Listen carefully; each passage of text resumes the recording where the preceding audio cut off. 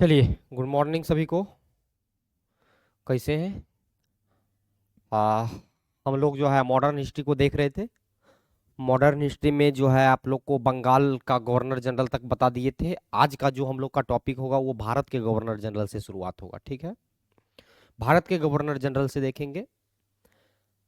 बंगाल के governor general के क्रम में अगर हम आपको बताएं तो इससे पहले जो है लगभग हम लोग जो है लॉर्ड एम हर्ट्स तक देखे थे। लॉर्ड एम हर्ट्स के बाद जो आगे आपका जो शासन काल आ जाता है वो आ जाता है आपका भारत में जो है गवर्नर जनरल का। भारत में गवर्नर जनरल का, और भारत में जो गवर्नर जनरल का पद का जो उदय हुआ था ये आपका हुआ था 1858 के एक भारत परिषद अधिनियम आया था, उसके तहत जो है भारत में गवर्नर जनरल का आपका पद आया था। ठीक है, सॉरी 1813 का जो चार्टर एक्ट आया था ना उसके तहत आपका जो है गवर्नर जनरल का भारत में पद आया था। और पहला जो आपका भारत का गवर्नर जनरल बना है ये बना था आपका लॉर्ड विलियम बेंटिक। कौन बना था आपका? Lord William Bentinck. ये भारत का आपका पहला गवर्नर जनरल बना था, जिसका काल अगर बात कीजिएगा ये अपने पद पर जो गवर्नर जनरल के पद पर रहा था विलियम बेंटिक, ये रहा था आपका 1828 से लेकर के 1835 ईस्वी तक। 1828 से लेकर के 1835 ईस्वी तक। इसके बाद आगे एक मिनट रुकिए। हाँ, अभी 1813 हम बोले थे ना, सॉरी 1833 का जो चार्टर एक्ट आया था उसके तहत आपका जो है ये भारत का गवर्नर जनरल जो है आपका पद आया था, जिसके तहत विलियम बेंटिक जो है सबसे पहले आपका गवर्नर जनरल बना है भारत का। इसके बाद अगला जो आपका गवर्नर जनरल भारत का बनता है वो बनता है आपका चार्ल्स मेटकॉफ। कौन बनता है? Charles Metcalfe. और चार्ल्स मेटकॉफ जो गवर्नर जनरल के पद पर रहता है ये 1835 से लेकर के 1836 ईस्वी तक रहता है। तो आपसे क्वेश्चन अगर पूछा जाएगा कि भारत का दूसरा गवर्नर जनरल कौन बना है तो क्या उत्तर होगा? चार्ल्स मेटकॉफ होगा, चार्ल्स मेटकॉफ। इसके बाद आगे बनता है आपका ऑकलैंड। तीसरा बनता है कौन? ऑकलैंड। और ऑकलैंड जो गवर्नर जनरल के पद पर रहता है ये रहता है आपका 1836 से लेकर के 1842 ईस्वी तक। 1836 से लेकर के 1842 ईस्वी तक जो है ये गवर्नर जनरल के पद पर रहता है, भारत के गवर्नर जनरल। ऑकलैंड के बाद आगे आता है आपका एलनबरो। एलनबरो का शासनकाल का बात कीजिएगा तो एलनबरो जो है आपका 1842 से लेकर के 44 तक, महज ये 2 साल रहता है। कितना दिन रहता है? 2 साल ये रहता है, 2 साल। इसके बाद आगे बनता है आपका लॉर्ड हार्डिंग। कौन बनता है? Lord Harding. और लॉर्ड हार्डिंग 1844 से लेकर के 1848 तक रहता है। इसके बाद लॉर्ड डलहौजी। और यही डलहौजी है जिसके शासनकाल में आप लोग देखते होंगे, आप लोग सुनते होंगे कि सबसे पहले भारत में रेलवे चलाया गया था। सबसे पहले भारत में जो रेलवे की शुरुआत किया था वो कौन किया था? लॉर्ड डलहौजी किया था। और इसका शासनकाल देखिएगा तो 1848 से लेकर के 1856 के बीच में है। इसी के बीच में एक आता है आपका ईस्वी 1853। क्या आता है? 1853। और इसी 1853 में जो है सबसे पहले लॉर्ड डलहौजी के द्वारा जो है भारत में रेलवे की शुरुआत किया गया था। भारत में रेलवे की शुरुआत किया गया था। और 1853 में जो ये रेलवे की शुरुआत किया था सबसे पहला बार जो है ये लगभग 34 किलोमीटर जो है चलाया था। कितना किलोमीटर?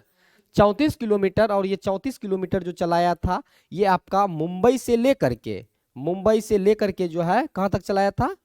थाने तक ये चलाया था। इसका डिटेल्स आगे दिया हुआ, आगे अच्छा से एक एक जब हम पढ़ेंगे गवर्नर जनरल को अच्छा से पढ़ लेंगे सबके बारे में, कौन क्या किया है कौन क्या नहीं किया। ये था लॉर्ड डलहौजी का। लॉर्ड डलहौजी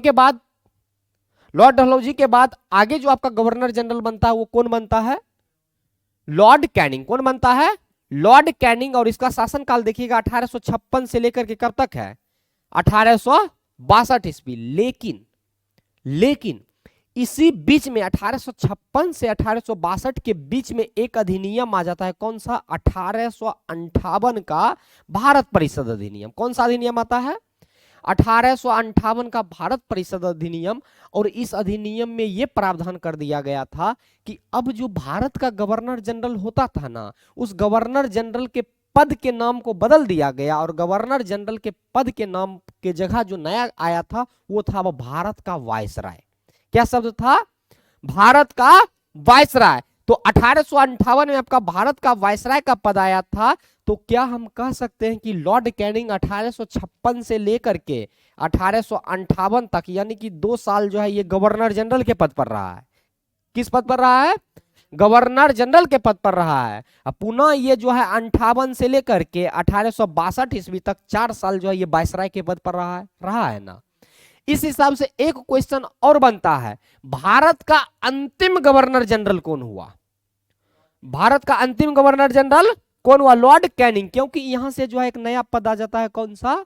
वायसराय का। कौन सा पद आता है? वायसराय का। तो भारत का अंतिम गवर्नर जनरल कौन हुआ? Lord Canning. और एक और क्वेश्चन बन रहा है कि भारत का प्रथम वायसराय कौन हुआ? भारत का प्रथम वायसराय कौन हुआ? लॉर्ड कैनिंग ही ना होगा बाबू, क्योंकि 1858 में ये पद समाप्त हो रहा है, लॉर्ड कैनिंग ही है। और 1862 तक ये चलता है, इसी बीच में 58 में वायसराय का पद आता है। तो अंतिम गवर्नर जनरल लॉर्ड कैनिंग, प्रथम वायसराय लॉर्ड कैनिंग। समझे इस बात को? समझ गए ना?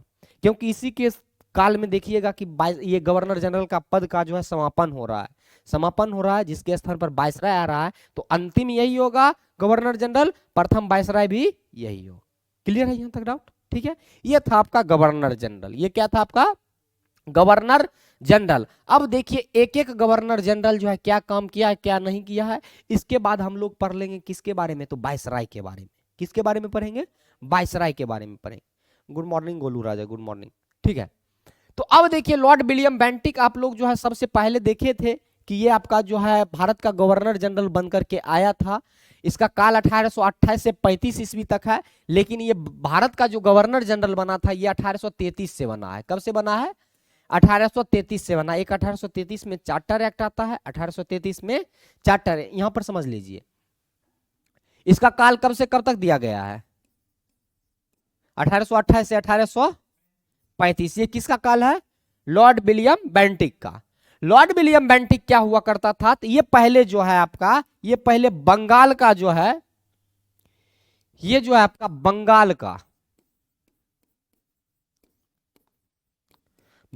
का ये गवर्नर जनरल हुआ करता था। क्या हुआ करता था? बंगाल का गवर्नर जनरल हुआ करता था। ठीक है, ये गवर्नर जनरल का पद चलते हुए आया, आते गया, आगे गया। जब तो 1828 में जब लॉर्ड विलियम बेंटिक बंगाल का पहले क्या बना था? ये बंगाल का गवर्नर जनरल बना था। इसी बीच में देखिएगा एक 1833 ईस्वी में एक्ट आता है। 1833 ईस्वी में एक चार्टर एक्ट आता है। कौन सा एक्ट आता है? चार्टर एक्ट आता है। चार्टर एक्ट आता है और इस चार्टर एक्ट के तहत क्या कर दिया गया कि बंगाल का जो गवर्नर जनरल होता था ना, इसके पद के नाम को जो है ना बदल दिया गया।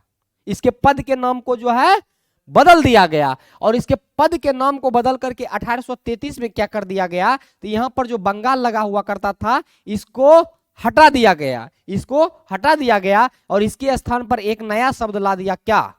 भारत का गवर्नर जनरल। भारत का गवर्नर जनरल। तो अब यहां से पॉइंट देखिएगा, क्वेश्चन देखिएगा कि ये पहले बंगाल का गवर्नर जनरल होता था। 1828 में तो ये गवर्नर जनरल था कहां का?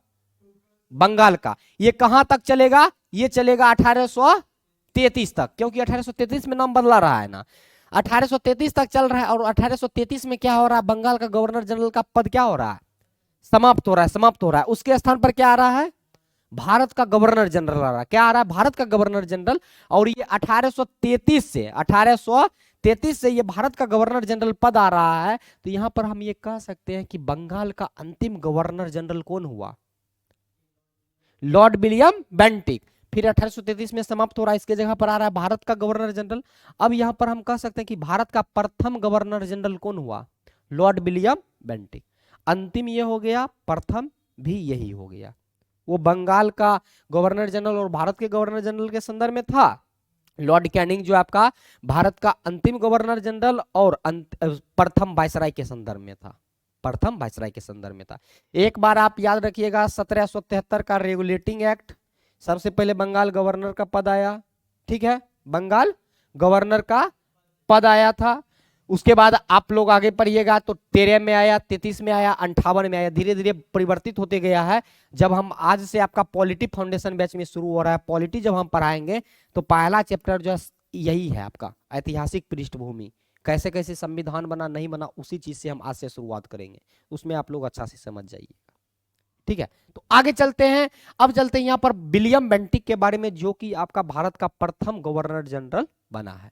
इसका पद का बात कीजिएगा तो ये अपने पद पर 1828 से लेकर के 1835 ईस्वी तक रहा था। और ये जो है आपका भारत का सबसे उदार और ज्ञानी जो है गवर्नर जनरल था। यानी सबसे ज्यादा जो ज्ञान था ना, ज्ञान के दृष्टिकोण से सबसे जो ज्यादा था वो लॉर्ड विलियम बेंटिक के पास था। किसके पास था? लॉर्ड विलियम बेंटिक के पास था, विलियम बेंटिक। इसके बाद आगे बात कीजिएगा तो आगे कहा जाता है क्या, आगे आपको कहा जाता है कि लॉर्ड विलियम बेंटिक को जो है भारत में जो है पाश्चात्य शिक्षा, कौन सा शिक्षा? पाश्चात्य शिक्षा का जो है पिता कहा जाता है। इसको क्या कहा जाता है? पाश्चात्य शिक्षा का पिता कहा जाता है। और लॉर्ड विलियम बेंटिक जो है 1829 ईस्वी में, कब? 1829 ईस्वी में जो है राजा राम मोहन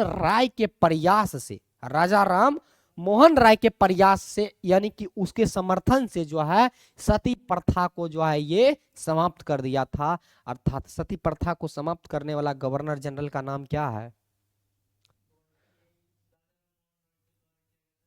कौन सा गवर्नर जनरल? गवर्नर जनरल के बारे में अभी किसके बारे में हम पढ़ रहे हैं? Lord William Bentinck. तो 1829 ईस्वी में राजा राम मोहन राय के प्रयास यानी इसके समर्थन से जो है सती प्रथा को अंत किया था। कौन किया था? तो लॉर्ड विलियम बेंटिक किया था। आपसे पूछा जाएगा कि सती प्रथा को अंत करने वाला गवर्नर जनरल कौन सा है? Lord William Bentinck. कब किया है?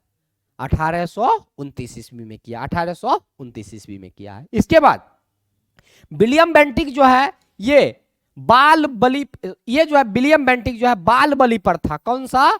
बाल बलि प्रथा को जो है ये समाप्त किया था। बाल बलि प्रथा को भी ये समाप्त किया था। और कहा जाता है कि इस प्रथा को जो है पहले भी अवैध घोषित किया जा चुका था। अर्थात बच्चा का जो है ना बलि दिया जाता था। बाल मतलब क्या हुआ? बाल मतलब बच्चा, छोटा बच्चा का जो है ना बलि दिया जाता था। इस प्रथा को भी जो है समाप्त किया था। कौन किया था? Lord William Bentinck. दो बढ़िया क्वेश्चन, दो महत्वपूर्ण है। सती प्रथा को अंत कौन किया है? Lord William Bentinck. बाल बलि प्रथा को अंत कौन किया है? लॉर्ड विलियम बेंटिक किया, लॉर्ड विलियम बेंटिक किया है। ठीक है, आगे कहा जाता है कि थोड़ा सा जब आगे बढ़िएगा तो आगे कहा जाता है 1829 से लेकर के 37 ईस्वी तक, 1829 से 37 के बीच में जो है ठगी प्रथा, कौन सा प्रथा? एक है ठगी प्रथा। ठगी प्रथा को जो है समाप्त किया गया। ये जो है समाप्त किया गया। और विलियम स्लीमैन, कौन? विलियम स्लीमैन जो है ये मेरठ में 1500 ठगों को जो है पकड़ लिया था। इसका मतलब क्या हुआ समझे? साइबर क्राइम समझते हैं, फ्रॉड समझते हैं। आजकल फ्रॉड चल रहा है ना, लोग को ठगता है ना। तो इसी तरह से पहले जो है ठगी प्रथा चलता था। मतलब पहले भी ठग होता था।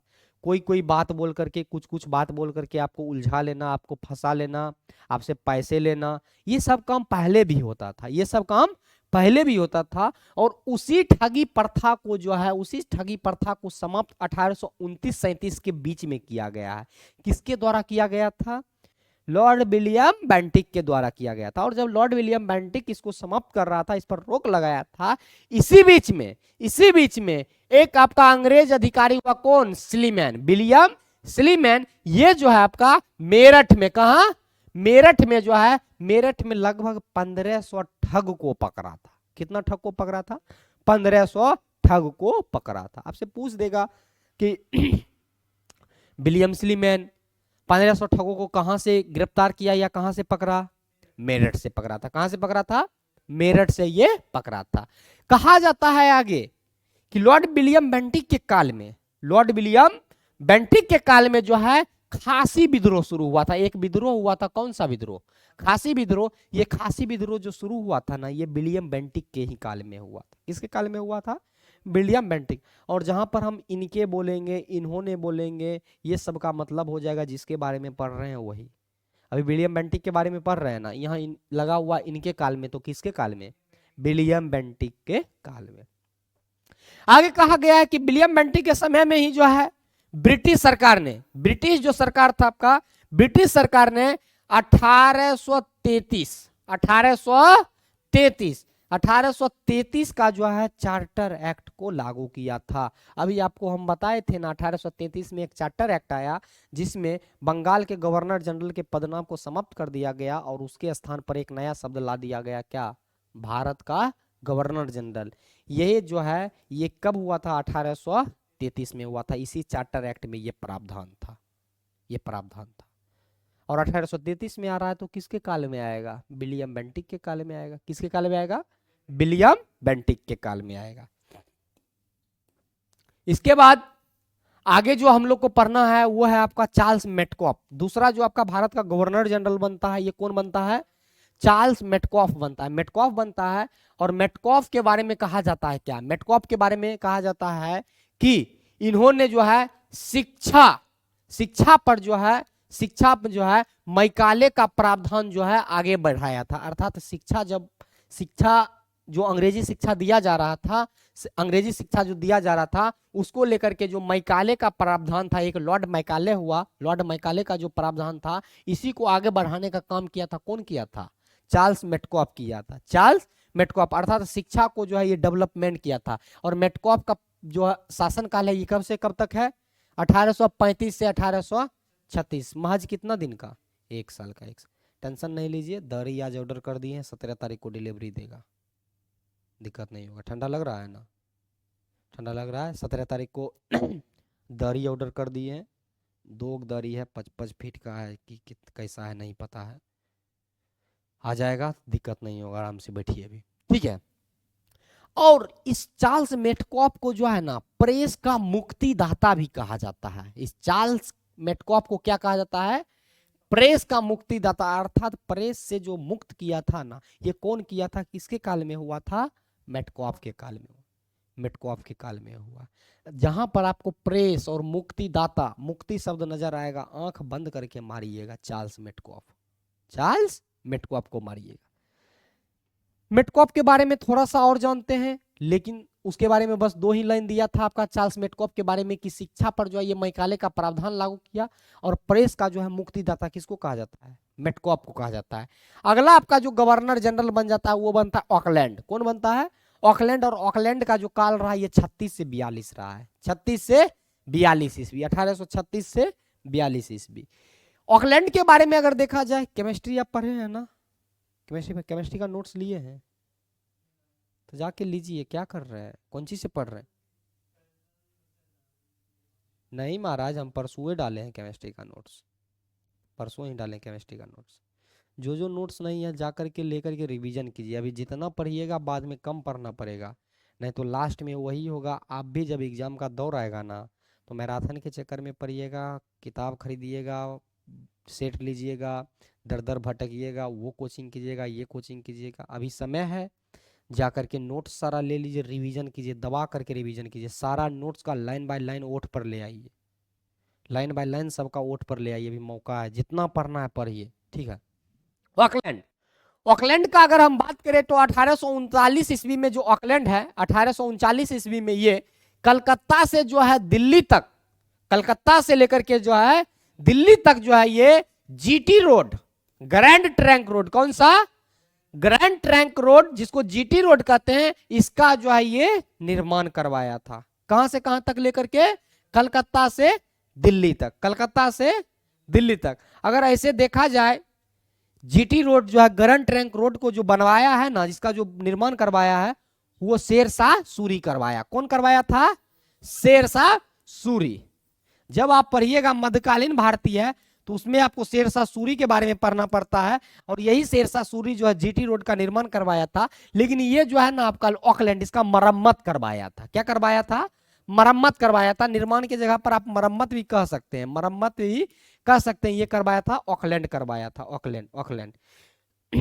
और इसके बारे में आगे अगर देखा जाए ऑकलैंड के बारे में, तो प्रथम जो आपका अफगान युद्ध हुआ है, प्रथम आंग्ल अफगान युद्ध जो हुआ था, यह अफगान युद्ध 1836 से 42 ईस्वी में हुआ था। यह भी इसी के काल में हुआ था। किसके काल में हुआ था?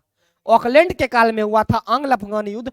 और इसमें जो है, इसमें ब्रिटिशों का जो है हानि हुआ था। जब अफगान युद्ध हुआ था, आंग्ल अफगान युद्ध, इसमें भारी मात्रा में जो है ब्रिटिश का क्षति हुआ, भारी मात्रा में ब्रिटिश का जो है इसमें क्षति हुआ, और ऑकलैंड जो है, ऑकलैंड को वापस बुला लिया गया। जब 1836 से 42 के बीच में आपका अफगान युद्ध चल रहा था, आंग्ल अफगान युद्ध, इसमें देख रहा था कि ब्रिटिशों को जो है ना नुकसान हो रहा है, ब्रिटिश जो है ना पराजित हो रहा है।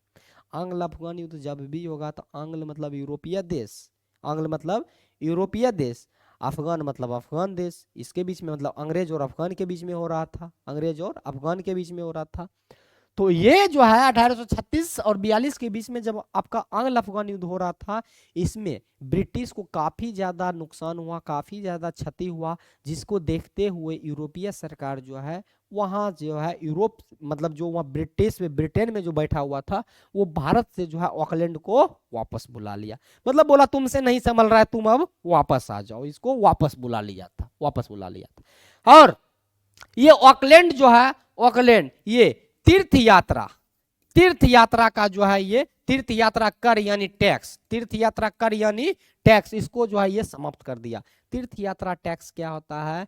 तो जब आप कहीं भी किसी भी स्थान पर तीर्थ करने के लिए जाते हैं, एग्जाम्पल फॉर आप बद्रीनाथ जाते हैं, या जम्मू कश्मीर में जाते हैं, कौन है कामाख्या वगैरह, उधर भी जम्मू कश्मीर में कटरा, कौन है उधर, वो दुर्गा जी, कौन क्या नाम है जम्मू कश्मीर में,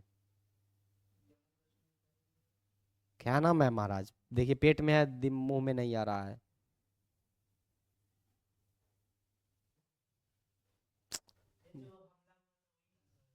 नहीं महाराज, पुलवामा के बारे में हम नहीं बात करें। हाँ, पहलगाम का बात नहीं कर रहे हैं। अरे जम्मू कश्मीर में वो नहीं है जहाँ पे दुर्गा जी वैष्णो देवी वही है ना, जम्मू कश्मीर में है ना।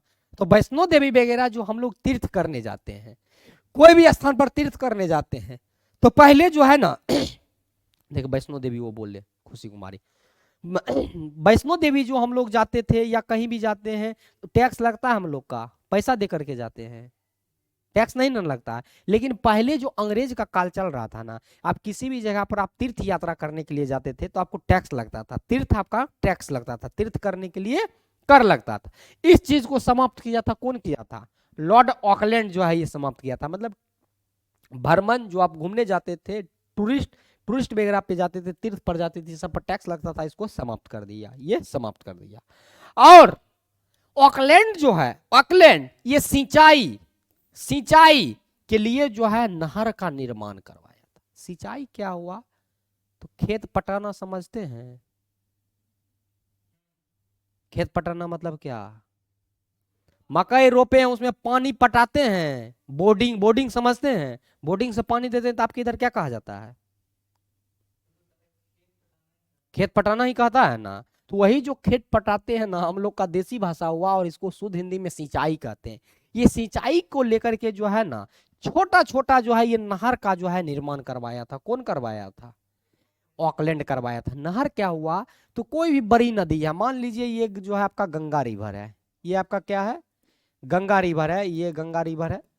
और इससे जो है छोटा छोटा, इससे जो है आपका छोटा छोटा जो नाला टाइप का जो नहर निकाला जाता है ना, उसी को नहर कहा जाता है। छोटा छोटा नाला टाइप का जो नहर निकाला जाता है उसी को जो है नहर कहा जाता है।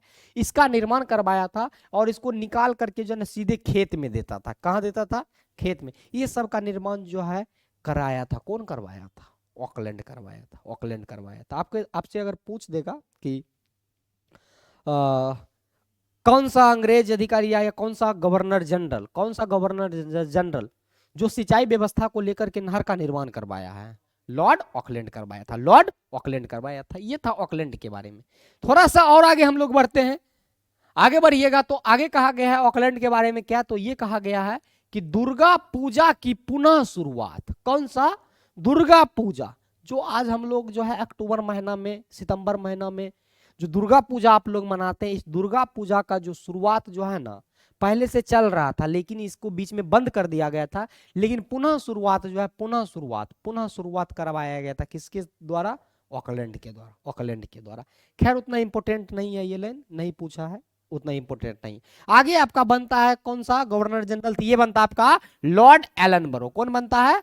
एलन बरो। और एलन बरो का जो काल है ये 1842 से लेकर के 1844 ईस्वी तक, 1842 से 44 ईस्वी। तो 1842 से 44 के बीच में हम एलन बरो को देख लेते हैं कि एलन बरो ने अपना कौन सा काम किया है, कौन सा काम नहीं किया है। एलन बरो का बात कीजिएगा तो 42 से 44 इसका 2 साल का शासनकाल रहा है, और इसी शासनकाल के दौरान जो है ये 1843 ईस्वी में 1843 ईस्वी में जो है दास प्रथा का ये अंत कर दिया था। कौन सा प्रथा का अंत किया?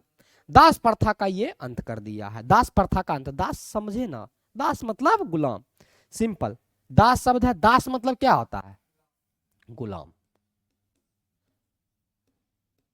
अर्थात जो अब गुलाम बना करके रखा जाता था कोई भी राजा महाराजा के द्वारा। ऐसा नहीं है कि अंग्रेज है तो राजा महाराजा उस समय नहीं होता था, छोटा छोटा क्षेत्र था जहां पर राजा का शासन था। जो गुलाम बना करके रखता था, अपने यहाँ काम करवाता था, उसको दास दासी बना करके रखता था। इस प्रथा को जो है समाप्त कर दिया था कौन? एलन बरो। कब समाप्त किया है? 1843 ईस्वी में। 1843 ईस्वी में। आपसे पूछेगा दास प्रथा को समाप्त या दास प्रथा का अंत किसने किया है? एलन बरो किया है। कब किया है? 1843 में किया। 1843 में किया है। और 1843 में ही इन्होंने जो है सिंध का जो है अधिग्रहण कर लिया था। अर्थात अब जो सिंध प्रांत था, जो पाकिस्तान में आपका सिंध क्षेत्र पड़ता है। कहां पड़ता है ये? पाकिस्तान में आपका जो ये सिंध क्षेत्र पड़ता है, इसका जो है अधिग्रहण कर लिया। अर्थात ये अब अपने अंग्रेजी राज्य में इसको मिला लिया। अधिग्रहण मतलब अपने राज्य में मिला लेना। सिंध को मिला लिया था। कब मिलाया था? 1843 ईस्वी में। फिर इस जगह से क्वेश्चन क्रिएट हो सकता है कि सिंध को किस अंग्रेज गवर्नर जनरल ने अपने राज्य में मिलाया था? सिंध को कौन सा गवर्नर जनरल अपने राज्य में मिलाया है? एलन बरो मिलाया है। कब मिलाया है? 1843 ईस्वी में मिलाया। 1843 ईस्वी में मिलाया। पहले ये स्वतंत्र होता था, पहले ये स्वतंत्र राज्य होता था। इसके बाद आगे कहा गया एलन बरो के बारे में कि सिंध अभियान के दौरान, जब ये सिंध का अभियान कर रहा था, अर्थात सिंध को जीतने के लिए गया था, जब ये सिंध को जीतने के लिए गया था, उसी दौरान जो है चार्ल्स नेपियर जो है महत्वपूर्ण भूमिका का निर्वहन किया था। अर्थात एक अंग्रेजी अधिकारी हुआ चार्ल्स नेपियर। कौन? Charles Napier. ये चार्ल्स नेपियर जो है सिंध को जीतने में मदद किया था। आपसे पूछ सकता है कि सिंध अभियान के दौरान जो है अपना महत्वपूर्ण भूमिका अंग्रेज की तरफ से कौन निभाया था, या अंग्रेजों का नेतृत्व किसने किया था? Charles Napier. ऐसे क्वेश्चन भी पूछ सकता है कि सिंध अभियान का नेतृत्व अंग्रेज की तरफ से किसने किया है? चार्ल्स नेपियर किया था। कौन किया था? चार्ल्स नेपियर किया है। याद रखिएगा पॉइंट को। आगे जब बढ़ते हैं हम लोग तो आगे अब हम लोग को पढ़ना पड़ता है लॉर्ड हार्डिंग के बारे में। हार्डिंग प्रथम, और हार्डिंग प्रथम का जो काल रहा है, इसका समय रहा 1844 से 48। 1844 से 48, 1848 ईस्वी। और हार्डिंग प्रथम के बारे में कहा जाता है क्या कि इनके काल में, हार्डिंग प्रथम के काल में, अर्थात इसके समय में जो है प्रथम आंग्ल सिख युद्ध, कौन सा? प्रथम आंग्ल सिख युद्ध लड़ा गया था। हम आपको बहुत दिनों से बताते आ रहे हैं कि प्रथम आंग्ल सिख युद्ध, अफगान युद्ध, या और आपका था आंग्ल नेपाल युद्ध, या जो भी है जिसके काल में हुआ उस चीज को याद रखिएगा। पूछ देता है कि किसके काल में हुआ था, कब से कब तक चला था, ठीक है। तो लॉर्ड हार्डिंग प्रथम के काल में जो है प्रथम आंग्ल सिख युद्ध हुआ था, और यह आंग्ल सिख युद्ध जो है 1845-46 ईस्वी में हुआ था। 1845-46 ईस्वी में आंग्ल सिख युद्ध हुआ था। और हार्डिंग प्रथम ने जो है बालिका शिक्षा हम बोल दिए, बालिका शिशुवध पर जो है ये रोक लगाया था। बालिका शिशु वध पर जो है रोक लगाया था। एक तो आप लोग पढ़े होंगे बाल हत्या, बाल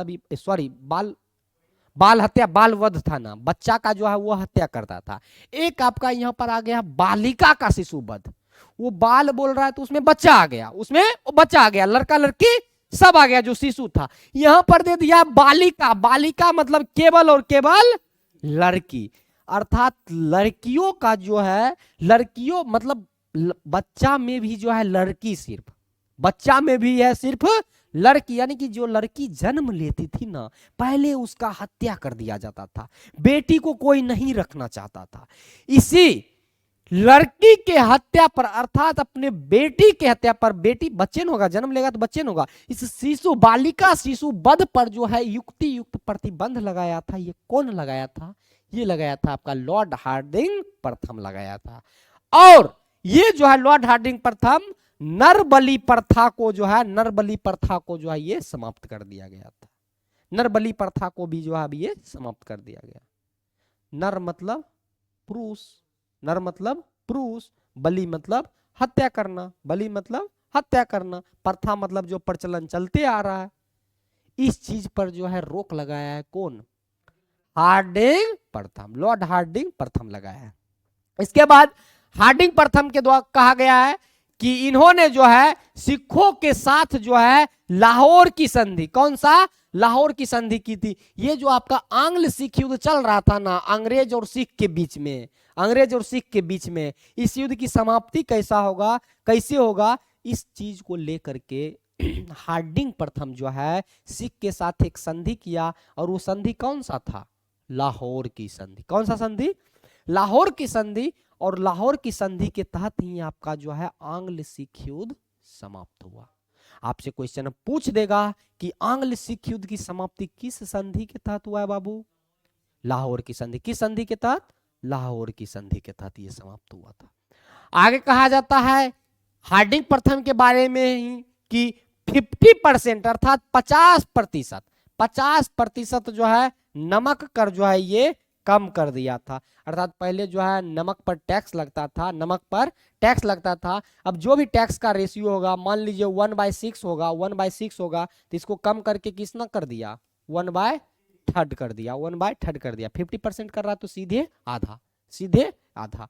तो ये जो है नमक टैक्स को जो है साल्ट टैक्स, इंग्लिश में साल्ट टैक्स कर लीजिए, नमक कानून को जो है, नमक टैक्स को जो है ये कम किया था। कौन किया था? हार्डिंग प्रथम। क्वेश्चन पूछ देगा, पूछने का मन आयोग स्वतंत्र है। आपसे दे दिया है कि हम भारत का इतिहास आपसे पूछ रहे हैं, भारत के इतिहास के संदर्भ में हम कुछ भी पूछने के लिए स्वतंत्र हैं। दे दिया है कि नमक टैक्स पर 50% की कमी किसने लाई? हार्डिंग प्रथम लाया था। कौन लाया था? हार्डिंग प्रथम लाया। इसके बाद आगे चलिएगा तो आगे कहा जाता है हार्डिंग प्रथम के बारे में ही कि हार्डिंग प्रथम ने जो है अंग्रेजी भाषा को, किस भाषा को? अंग्रेजी भाषा को जो है नियुक्तियों में जो है अनिवार्य कर दिया। अर्थात इसका मतलब ये हुआ कि आपका नियुक्ति अगर किसी भी पद पर हो रहा है, अंग्रेज अगर आपका नियुक्ति किसी भी पद पर अगर कर रहा है ना, तो उसमें कंपलसरी कर दिया गया किस भाषा को? अंग्रेजी, इंग्लिश को। आप जब तक इंग्लिश का जानकार नहीं है, आप जब तक इंग्लिश का जानकार नहीं है, आप अंग्रेजी सरकार में किसी भी पद पर नियुक्त नहीं हो सकते थे, नहीं हो सकते थे। अर्थात आपको इंग्लिश की जानकारी, सामान्य जानकारी भी होनी चाहिए थी। अगर आपके पास इंग्लिश नहीं है, इंग्लिश के लिए आप एलिजिबल नहीं है, तो आप किसी भी पद पर उस समय नियुक्त नहीं हो सकते थे। इसको कंपलसरी रूप से इंग्लिश को किसने लागू किया था नियुक्ति में? लॉर्ड हार्डिंग प्रथम। आपसे पूछ देगा या पूछा जाता है कि अंग्रेजी सरकार में नियुक्तियों को लेकर के अंग्रेजी को अनिवार्य किसने किया है? हार्डिंग प्रथम किया है। कौन किया है? हार्डिंग प्रथम किया। और हार्डिंग प्रथम के बाद आगे आता है आपका डलहौजी साहब। कौन आता है? डलहौजी आता है। डलहौजी का काल का बात कीजिएगा तो 48 से लेकर के 56, 48 से लेकर के 56 तक। और इसके काल में थोड़ा ज्यादा इंपोर्टेंट काम हुआ है, बहुत ज्यादा इंपोर्टेंट काम किया। और ये जो रेलवे का शुरुआत किया था ना, क्यों किया था आगे हम आपको बताते हैं। चलिए डलहौजी को देखिए, इसका एक एक पॉइंट याद रखिएगा। डलहौजी का काल कब से कब तक है? 48 से 56, 48 से 56, 48 से 56। आपसे देखिए क्वेश्चन कैसे भी घुमा करके पूछ सकता है। काल अगर आपको 48 से 56 याद है ना, आपसे अगर पूछ देगा कि रेलवे की शुरुआत किसके काल में हुआ, तो दिमाग लगाइएगा 1853 में हुआ था। ठीक है, डायरेक्ट नाम नहीं याद है तो ठीक है, 1853 में हुआ था। अब याद अगर आपको है शासनकाल, सब गवर्नर का शासनकाल याद है, तो याद कीजिएगा आपका 48 से लेकर के 56 तक में डलहौजी का, और 48 और 56 के बीच में ही 53 आता है। तो किसके काल में हो जाएगा? लॉर्ड डलहौजी के काल में हो जाएगा। इसलिए जो है शासनकाल याद रखना बहुत इंपॉर्टेंट है, बहुत इंपॉर्टेंट है। या ऐसे भी क्वेश्चन दे देगा कि रेलवे की शुरुआत 1853 ईस्वी में किस गवर्नर जनरल के काल में हुआ है? अब 1853 यहाँ पर दे भी दिया है, सब कुछ दे दिया है, आपको नाम बताना है तो शासन काल आपको याद रखना पड़ेगा, तब जाकर के आप मार पाइएगा आंसर। ठीक है, तो 48 से 56 इसका शासन काल है। और डलहौजी जो है जब ये अपने शासन काल में आया था तो ये यहाँ पर एंट्री कब मारा है? 1848 ईस्वी में यहाँ पर आया। भारत जो आया था, भारत जो इसका आगमन हुआ है 1848 ईस्वी में आया है। इनके काल में अर्थात लॉर्ड डलहौजी के काल में जो है ब्रिटिश साम्राज्य चरमोत्कर्ष पर पहुंच गया था या ये पहुंचाया था। इसका मतलब ये हुआ कि सबसे ज्यादा लॉर्ड डलहौजी जो है ना अपने साम्राज्य का विस्तार किया।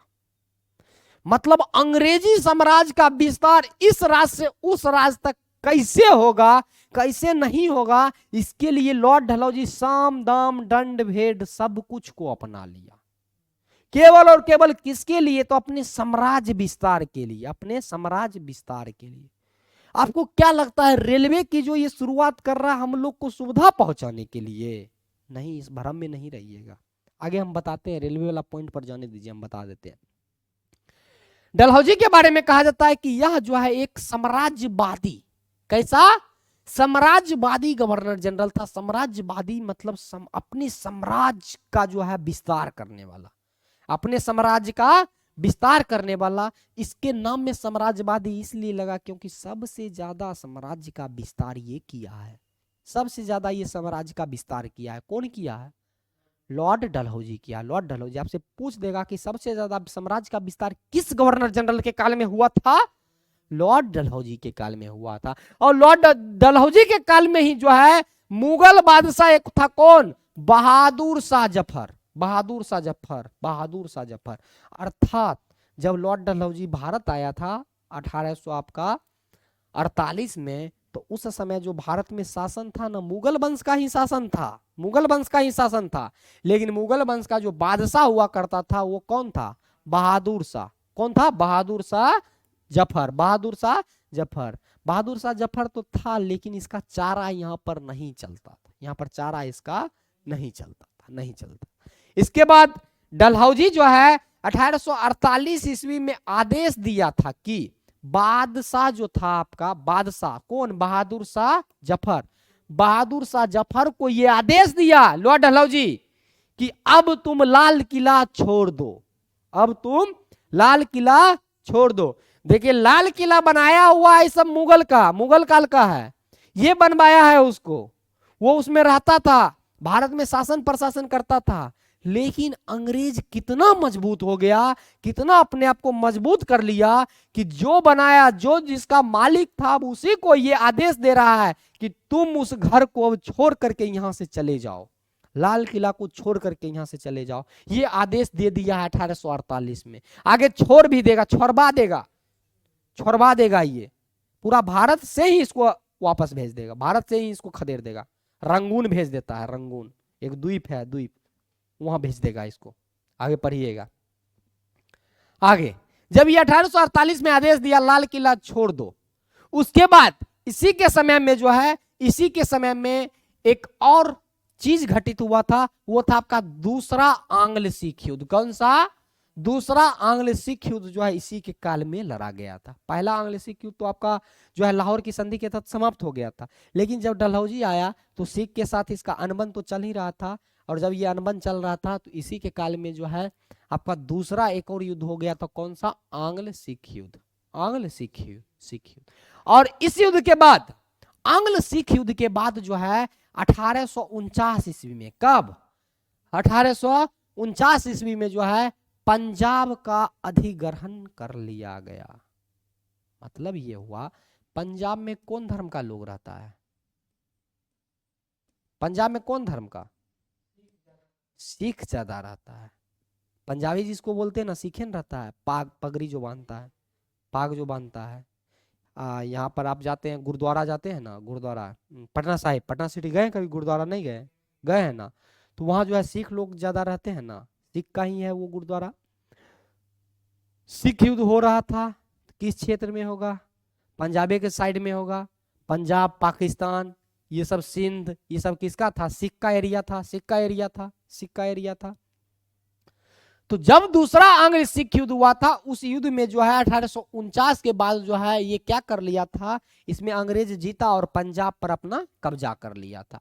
मतलब क्या कर रहा है, जब डलहौजी आ रहा है ना, डलहौजी आ रहा है ना, आपको हम बोले ना ये साम दाम दंड भेद लगा लिया है, हमको साम्राज्य को कैसे जीतना है, साम्राज्य को कैसे जीतना है, इसके लिए जो हमको करना पड़ जाए, पैसा खर्च करना पड़ जाए, किसी को मारना पड़ जाए, किसी को काटना पड़ जाए, किसी से युद्ध करना पड़ जाए, सब कुछ लॉर्ड डलहौजी किया और साम्राज्य को विस्तार किया। इसी क्रम में दूसरा आंग्ल सिख युद्ध लड़ा और 1849 में जाकर के ये पंजाब को जीत लिया। एगो तो सिंध को जीता, ये आकर के पंजाब को जीत लिया, पंजाब को जीत लिया। इसके बाद डलहौजी के बारे में कहा जाता है, अधिग्रहण जो ये अपना जो विस्तार कर रहा था, राज्य हड़प नीति ये चलाया था। आपसे पूछा जाएगा कि राज्य हड़प नीति के सिद्धांत पर काम किसने किया है? डलहौजी किया। कौन किया है? डलहौजी किया। राज्य हड़प नीति के सिद्धांत पर कौन काम किया है? डलहौजी। और इसी नीति पर, राज्य हड़प नीति पर, राज्य हड़प नीति के तहत जो है ये बहुत सारे राज्य को जीता है। एक बार देख लीजिए कौन कौन से राज्य को जीता है राज्य हड़प नीति के तहत। राज्य हड़प नीति के तहत वहां तो आपका 1849 में देखे थे कि आपका पंजाब को जीता, और इसी राज्य हड़प नीति के तहत यहां पर ध्यान रखिएगा कौन सा नीति था? राज्य हड़प नीति। राज्य हड़प नीति का मतलब देखिए क्या होता है। राज्य मतलब कोई भी स्टेट, कोई भी स्टेट। हड़प मतलब गांव घर में हड़पना, वो ओकर जमीन हड़प ललके। गांव घर में एक शब्द कहा जाता है ना कि जमीन ओकर रह रहे, वो ओकर जमीन का हड़प ललके, मतलब ओकरा पर वो कब्जा कर ललके। कब्जा करना समझते हैं ना, कब्जा कर लिया जमीन, किसी का कब्जा कोई और कर लिया, कब्जा कोई और कर लिया, तो वही राज्य हड़प नीति को चलाया था। कौन चलाया था? तो ये चलाया था आपका लॉर्ड डलहौजी। कौन चलाया था? लॉर्ड डलहौजी चलाया था, लॉर्ड डलहौजी चलाया था। इसी क्रम में जो है एक आपका स्टेट, एक आपका राज्य था, कौन? सतारा। सतारा को भी जो है ये जीत लिया। सतारा को कब जीता था? 1848 में। और जीत करके कहां मिला लिया? तो अपने अंग्रेजी राज में, अपने जो है ये अंग्रेजी राज में मिला लिया। किस राज में मिलाया? अंग्रेजी राज में जो है सतारा को मिला लिया। तो कौन? डलहौजी। इतने राज्य को डलहौजी जीत रहा है, ये तो बड़ा बड़ा है, छोटा छोटा बहुत सारे राज्य को जीता है। सबसे ज्यादा बोले ना विस्तार जो किया है ना, यही किया है, डलहौजी किया है। इसके बाद आपका एक क्षेत्र था कौन? जैतपुर। जैतपुर को 1849 में जीता। एक आपका उदयपुर, राजस्थान में है आपका उदयपुर, इसको कब जीता है? 1852 में। एक आपका कौन सा है? झांसी। कौन सा है? झांसी। झांसी को कब जीता है? 1853 में। एक है आपका नागपुर। नागपुर, नागपुर को कब जीता है? 54 में। देख रहे हैं उत्तर दक्षिण पूर्व पश्चिम सब जगह ये जीत रहा है, सब जगह पर। मतलब आप पूरे जो है भारत में जो है, भारत में, पूरे भारत में जो है आपका, पूरे भारत में जो है इधर इधर इधर इधर सब जगह जो अंग्रेज का विस्तार हो गया है, सब जगह अंग्रेज का विस्तार हो गया। लेकिन यहाँ पर आप देखिएगा एक आपका आता है, आगे पढ़िएगा सिंधिया के बारे में पढ़िएगा, सिंधिया के बारे में, मराठा के बारे में पढ़िएगा। ये सब थोड़ा सा मजबूत था, सब थोड़ा हल्का फुल्का जो है ये मजबूत था अभी भी, लेकिन ये फिर भी ये जो है यहाँ पर जीत रहा है, इतने राज्य को ये जीत रहा है। सब कौन जीता है? लॉर्ड डलहौजी जीता। कौन जीता है? Lord Dalhousie, Lord Dalhousie. आगे कहा जाता है कि डलहौजी के बारे में कि इन्होंने, डलहौजी जो है ये पंजाब से जो है, पंजाब से कोहिनूर हीरा, पंजाब से कोहिनूर हीरा को जो है ये प्राप्त किया था। पंजाब से कौन सा हीरा? कोहिनूर हीरा को प्राप्त किया था, और ब्रिटेन की महारानी को जो है ये वापस भेजा था। पंजाब से जो है कोहिनूर हीरा को ये लिया, ये पंजाब से कोहिनूर हीरा को प्राप्त किया, और इस कोहिनूर हीरा को प्राप्त करके कहां भेजा था? ब्रिटेन भेजा था, ब्रिटेन भेजा था, ब्रिटेन के महारानी के लिए ये भेजा था। कौन भेजा था? Lord Dalhousie, Lord Dalhousie. Lord Dalhousie के बारे में कहा जाता है कि इनके काल में जो है द्वितीय आंग्ल बर्मा युद्ध, इसी के काल में जो है एक युद्ध हुआ था, कौन सा? आंग्ल बर्मा युद्ध लड़ा गया था, आंग्ल बर्मा युद्ध लड़ा गया था। और वही बर्मा, वही बर्मा जिसको अभी के समय में क्या कहा जाता है? म्यांमार कहा जाता है। क्या कहा जाता है? म्यांमार। और इसको जो है भारत से अलग किया गया था 1935 में, 1935 में कहा गया था, 1935 में। ठीक है ना। तो द्वितीय आंग्ल बर्मा युद्ध जो आपका हुआ था, ये किसके काल में हुआ था? डलहौजी के काल में। डलहौजी के काल में देख रहे कितने राज्य को ये जीत रहा है, कितने राज्य, ये अब जो है ये अधिकार जो है बर्मा पर करना चाहा, अर्थात म्यांमार को ये जीतना चाहा। और इसने जो है, इसने कौन? लॉर्ड डलहौजी। लॉर्ड डलहौजी जो है रेलवे निर्माण की शुरुआत किया था। किसका? रेलवे निर्माण की शुरुआत किया था, और इसका निर्माण ये 1853 में किया था। सबसे पहले 34 किलोमीटर तक जो है ये रेलवे की शुरुआत किया है। कितना? 34 किलोमीटर चलाया था। और सबसे पहले जो ये रेलवे 34 किलोमीटर चलाया था मुंबई से लेकर के ठाणे तक। क्यों चलाया था तो उस बात पर हम चर्चा कर देते हैं। ये इसलिए कर रहा था ना, ताकि जिस जिस राज्य को जीता है ना वहां पर इसका व्यापार जो है ना सुगम हो सके, या इसका जो शासन प्रशासन चल रहा था ना एक जगह से दूसरे जगह आसानी से जा सके। क्या ये रेलवे चलाया था आम भारतीय को जो है उसमें बैठने के लिए? ना ना ना ना ना ना, ये जो रेलवे चलाया था ताकि यहाँ पर जो है ये आसानी से जो है कहीं भी पहुंच सके। रेलवे लाइन वहीं वहीं बिछाया जहां जहां इसका अधिकार था और जहां जहां ये जीत लिया था। अगर इस भारत के बारे में सोच रहा था तो जहां ये नहीं जीता वहां पर भी ये रेलवे चला सकता था ना। ये पहला बार न चलाया है भाई। ये 1853 में पहला बार 34 किलोमीटर की शुरुआत किया। रेलवे तो बहुत हजारों किलोमीटर में ये चलाया है, बहुत ही ज्यादा चलाया। अरे ये तो 1853 में शुरुआत हो रहा है ना। अंग्रेज कब तक रहा है? 1947 तक। क्या 1947 तक 34 किलोमीटर रहा होगा? नहीं महाराज, ये तो पहला बेर ये चलाया है 34 किलोमीटर। ये क्वेश्चन रहता है कि पहली बार रेलवे की शुरुआत कितना किलोमीटर? 34 किलोमीटर। ये पहली बेर है। 1947 तक तो महाराज कई हजार किलोमीटर तक ये रेलवे चलाया है। भारत में रेलवे कौन लाया? अंग्रेजन लाया है, अंग्रेज लाया है। तो ये जो रेलवे चला रहा था केवल और केवल अपने प्रॉफिट के लिए, इसका व्यापार आसानी से हो सके, इसका अधिकारी एक जगह से दूसरे जगह तक आसानी से जा सके, इसको लेकर के ये रेलवे चलाया था। ना कि इसका उद्देश्य था कि आम भारतीय उसमें सफर कर सके, ये इसका उद्देश्य नहीं था। और इसी के काल में जो है संथाल विद्रोह भी हुआ था। इसी के काल में जो है डलहौजी के काल में भी जो है संथाल विद्रोह हुआ था। कमेंट है भैया डाक घर का भी निर्माण इसी के शासन। हाँ, डाकघर का भी शुरुआत ये करवाया था। चिट्ठी जो पहुंचता था, हाँ वो बता रहे हैं। ठीक है, तो ये सब काम जो है किसके काल में हो रहा था? डलहौजी। सबसे ज्यादा राज्य को कौन हड़पा है? डलहौजी हड़पा है। इसके बाद आगे हम लोग को पढ़ना पड़ता है किसके बारे में? लॉर्ड कैनिंग के बारे में। किसके बारे में पढ़ना रहता है? Lord Canning. लॉर्ड कैनिंग को अब देखेंगे। लॉर्ड कैनिंग को, लॉर्ड कैनिंग का बात कीजिएगा तो इसका काल रहा है कब से कब तक? 1856 से लेकर के 1862। 1856 से 1862 ईस्वी तक। और ये भारत का अंतिम गवर्नर जनरल था। भारत का अंतिम गवर्नर जनरल था। और ये भारत का प्रथम वायसराय भी था। प्रथम वायसराय भी ये था। तो यहां पर लिख दिया ना, भारत का अंतिम गवर्नर जनरल एवं प्रथम वायसराय कौन था?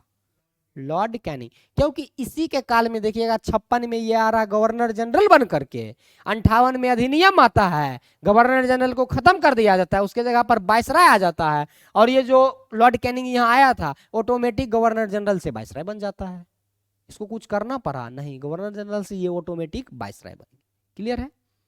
और कहा जाता है कैनिंग के बारे में कि इस समय अर्थात जब ये लॉर्ड कैनिंग आया था उसके समय जो है ब्रिटिश महारानी जो थी वो विक्टोरिया थी। लॉर्ड कैनिंग जो जब गवर्नर जनरल बनकर के भारत आया था तो उस समय ब्रिटेन की महारानी कौन थी? ब्रिटेन की जो महारानी थी वो महारानी विक्टोरिया थी। कौन थी?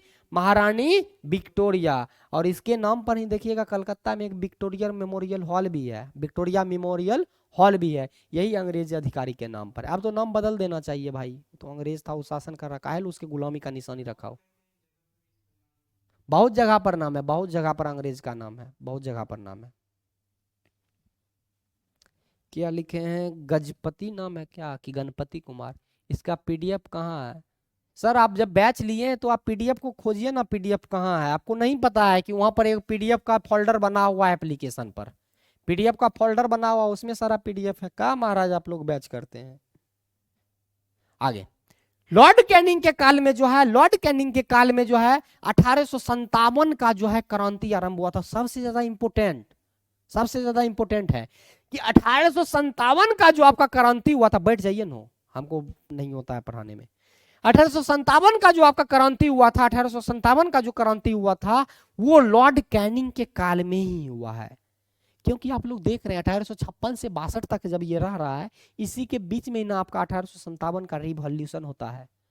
और सबसे बड़ी भारत में प्रथम क्रांति जो हुई थी ना, वो 1857 की क्रांति थी। अगर थोड़ा सा जोर शोर लगाता ना, भारत में जो राजा महाराजा जो था, जिस जिस क्षेत्र से था, अगर दोगला नहीं निकलता ना, तो इसी समय भारत आजाद हो जाता। वो चूतिया क्या किया था, कुछ कुछ ऐसा राजा था जो अंग्रेज का मदद कर रहा था, अंग्रेज का मदद कर रहा था। कुछ कुछ राजा हुआ, कुछ कुछ स्थानीय लोग हुआ, हाँ, ताकि हम अंग्रेज का मदद करेंगे तो मेरा कुर्सी बचा हुआ रहेगा, मैं हमको नहीं जीतेगा। ये चुतियप्पा करके जो है ना, ये भारत को जो है ना बर्बाद किया था। अगर उस समय अगर भारत का सारा राजा अगर एक हो जाता ना, अंग्रेज कुछ नहीं था, अंग्रेज खदेड़ दिया था, अंग्रेज हार मान लिया था। लेकिन उसको जो कुछ कुछ राजा जो था, उसको मदद जो कर दिया, हेल्प जो कर दिया ना, वही भारी पड़ गया भारत पर। ठीक है, नहीं तो इसी समय भारत आपका आजाद हो जाता, इसी समय। हाँ, इतना दिन गुलाम नहीं रहता। ठीक है। और 1857 की क्रांति के बारे में कहा जाता है कि भारत में ब्रिटिश शासन के चरित्र यानी कैरेक्टर, 1857 का जो क्रांति था, ये भारत में ब्रिटिश शासन के कैरेक्टर अर्थात चरित्र और इसके नीति का जो है परिणाम था। अर्थात 1857 का क्रांति क्यों हुआ था? इसलिए हुआ था क्योंकि अंग्रेज जो था ना, पूरा क्रूर हो गया था, पूरा रूढ़िवाद हो गया था, रूढ़िवादी हो गया था, क्रूर हो गया। मतलब हिंदू मुस्लिम में दंगा फसाना, इसके धर्म को ध्यान नहीं रखना, राजनीतिक परिवेश को नहीं समझना, टैक्स में बढ़ापा, हत्या, लूट, बलात्कार, ये सब जो है ना चरम पर था। जिसको देखते हुए जो है कहा गया है ना कि 1857 का जो क्रांति हुआ था, वो ब्रिटिश शासन का क्या, उसके चरित्र यानी उसका कैरेक्टर जो है ना खराब हो गया था, कैरेक्टर लेस था। किसी का आप दिन दहाड़े जाके बलात्कार कीजिएगा तो आपको छोड़ देगा। पुलिस प्रशासन क्या करता था अंग्रेज का? भारत की महिलाओं के साथ जबरदस्ती, जोर जबरदस्ती बलात्कार करता था। कोई भी आम महिला, लड़की, इसके साथ ये बलात्कार करता था, जिसका चरित्र गंदा हुआ, इसका चरित्र जो है इससे गंदा हुआ। इसके बाद ये नीति जो बना रहा था ना, देखिएगा आगे 1857 जब पढ़िएगा तो गाय और सुअर का जो है चर्बी से कारतूस, मतलब गोली चलाने के लिए कारतूस बनाता था उसको। अब उसको दांत से खींचना पड़ता था, दांत से अगर हिंदू खींचता है तो उसका गाय जो है, गाय हमारी माता होती है, उसका धर्म भ्रष्ट होता है। सुअर से आपका मुस्लिम का जो है धर्म भ्रष्ट होता है, धर्म भ्रष्ट होता है ना, धर्म भ्रष्ट होता है। इसलिए उसका नीति जो था ना, वो नीति बहुत जो है ना गलत हो गया था, जिसके कारण जो है 1857 का क्रांति हुआ। नहीं होता क्रांति, अगर जैसे जैसे इस साम्राज्य का विस्तार कर रहा था ना, अगर करता तो नहीं होता तो ये क्रांति, लेकिन नहीं होता। पहले बैठा, पैर पसारते पसारते पसारते पसारते ये मन बढ़ा लिया। जब किसी एक व्यक्ति को आप पॉलिटी में पढ़िएगा, जब किसी एक व्यक्ति को अगर एक कुर्सी पर बहुत लंबे समय तक बैठा दीजिएगा ना, वो शासक क्रूर हो जाता है, वो शासक क्रूर हो जाता है, वो तानाशाह हो जाता है। वही हुआ था ये आपका अंग्रेज। लंबे समय से दिख रहे हैं, 98 में आया, 98 में चल रहा है, धीरे धीरे धीरे धीरे धीरे धीरे धीरे धीरे कहाँ जा रहा है। समय लगा लेकिन भारत को जीत लिया ना, भारत को जीत लिया ना, गुलाम बना लिया। तो वही हुआ था, और उसी का जो है इसके चरित्र और इसके नीति का जो है ये उद्भव था 1857 का क्रांति। कहा जाता है कैनिंग के काल में 1857 का जो है विद्रोह को जो है दबा दिया गया था। इसी के काल में 1857 का क्रांति भले हुआ, 58-59 जाते जाते जो है इसको दबा दिया गया। अगर भारत का सभी राजा एक हो जाता तो कैनिंग अंतिम आपका वायसराय होता, भारत का अंतिम वायसराय होता। उसके बाद स्वतंत्र भारत का भारतीय राजा या भारतीय राजतंत्र, लोकतंत्र जो उस समय होना होता वो होता, लेकिन ये अंतिम होता अगर यहां पर सब एक रहता।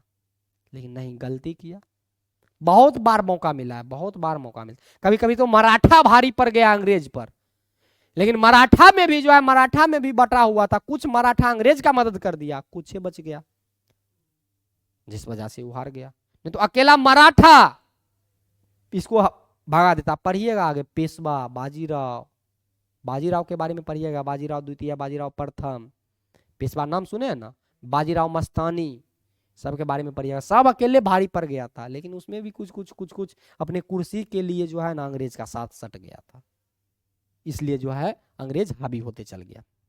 आगे कैनिंग के बारे में आगे देखिएगा तो कहा जाता है कि कैनिंग ने जो है 3 विश्वविद्यालय की स्थापना किया है। कितना विश्वविद्यालय? 3 विश्वविद्यालय की स्थापना किया था, जिसमें पहला आपका कलकत्ता, कलकत्ता के बाद मुंबई, मुंबई के बाद मद्रास प्रेसिडेंसी में जो है ये यूनिवर्सिटी का स्थापना किया है। पूछ सकता है कि कलकत्ता में यूनिवर्सिटी का स्थापना कौन सा वायसराय करवाया है? लॉर्ड कैनिंग करवाया है। मद्रास में कौन करवाया है? Lord Canning. मुंबई में कौन करवाया है? Lord Canning. कौन सी करवाया था?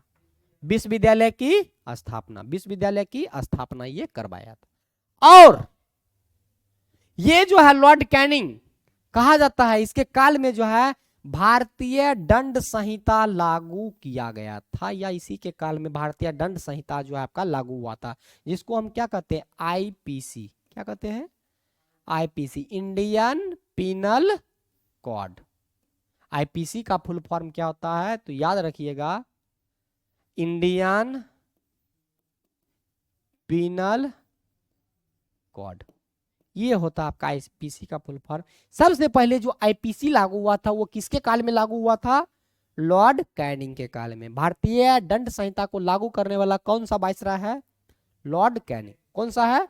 लॉर्ड कैनिंग है, लॉर्ड कैनिंग, लॉर्ड कैनिंग।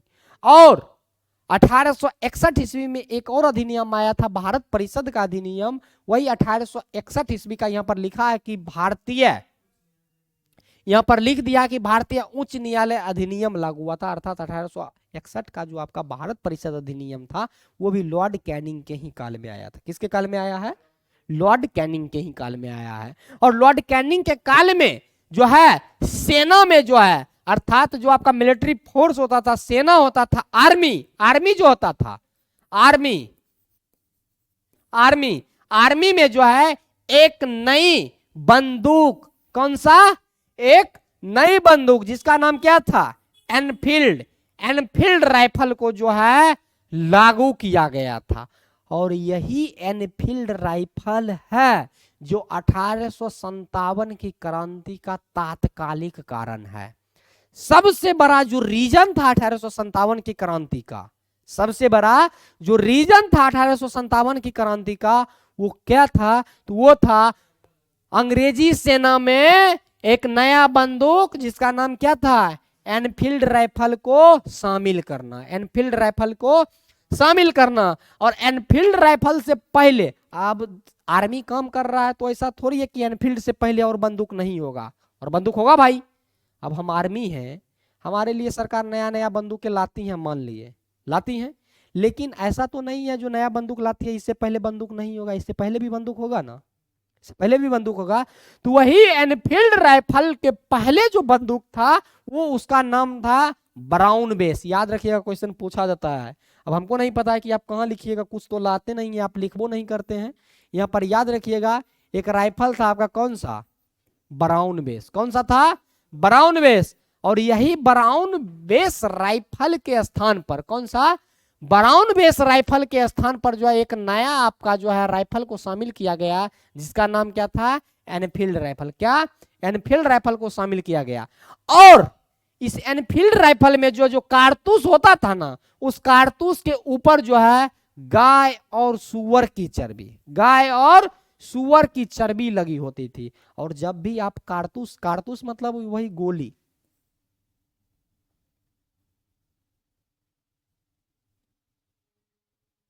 टेढ़ा बन गया,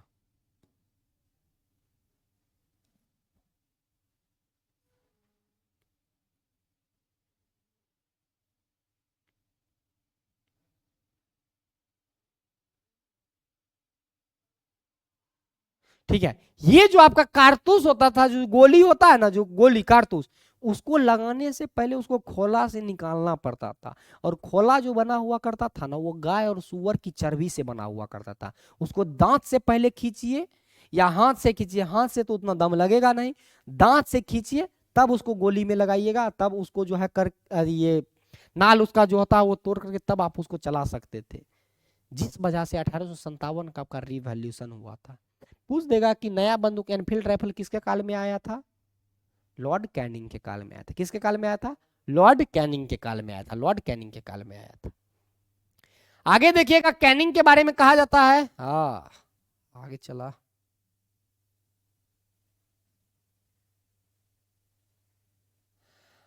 आगे कहा जाता है कैनिंग के बारे में क्या कि 500 से अधिक, 500 से अधिक जो है, अधिक की आय पर जो है ये 50% कर लगाया।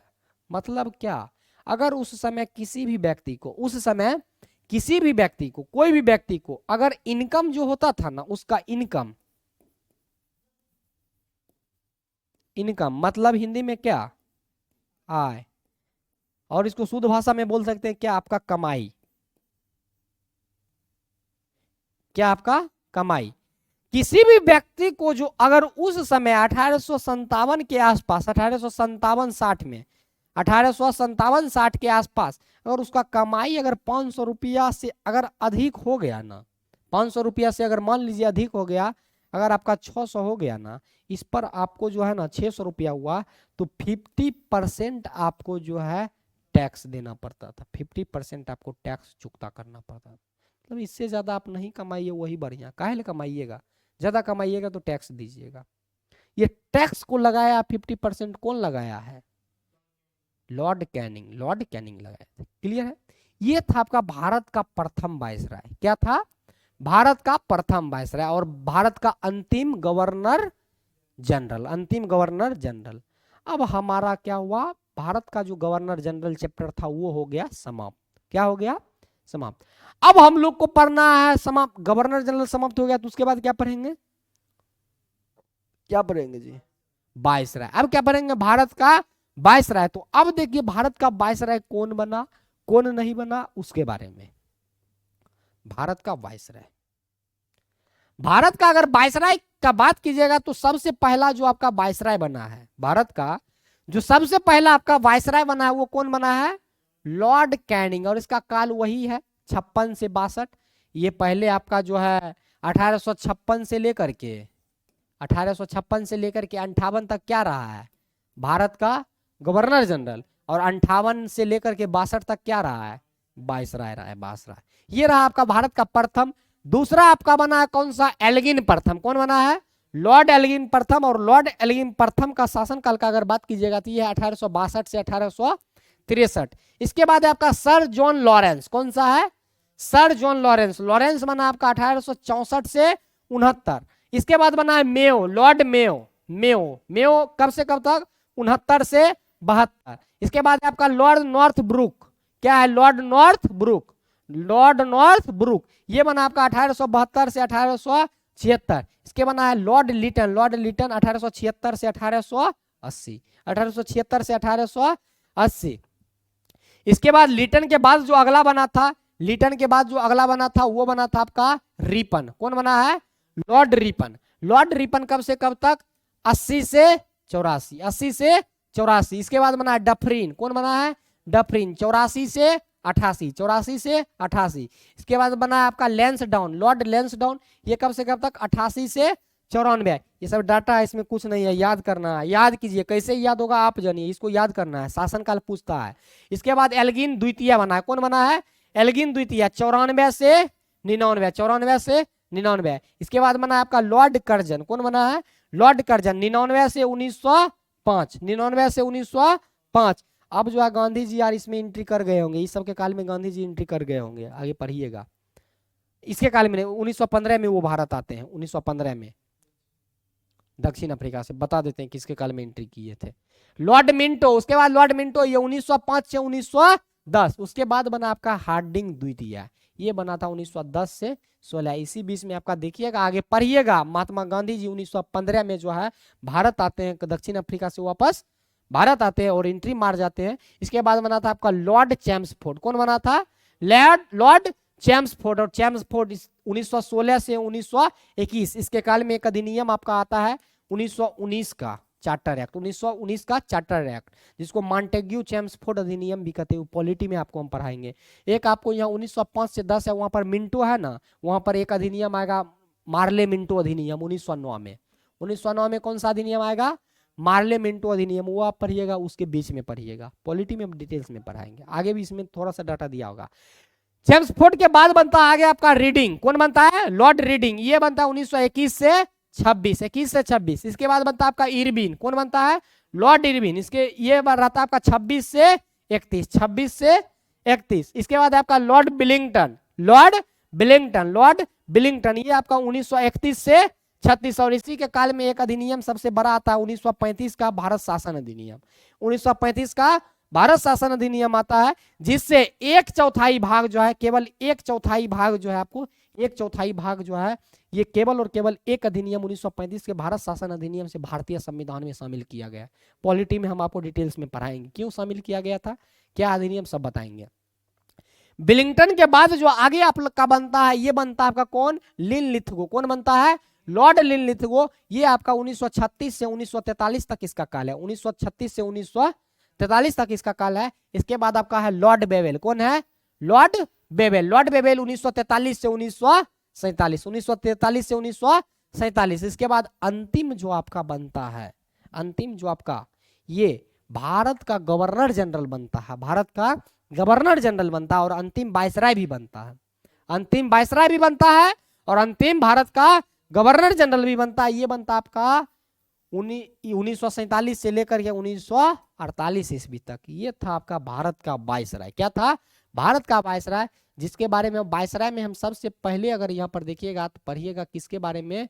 हम तो ऊपर आप क्या कहता है, प्रथम वायसराय जो है आपका लॉर्ड कैनिंग के बारे में पढ़ लिए। लॉर्ड कैनिंग के बारे में पढ़े ना, उसका जानकारी देख लिया ना, उसमें तो छूटा हुआ नहीं है।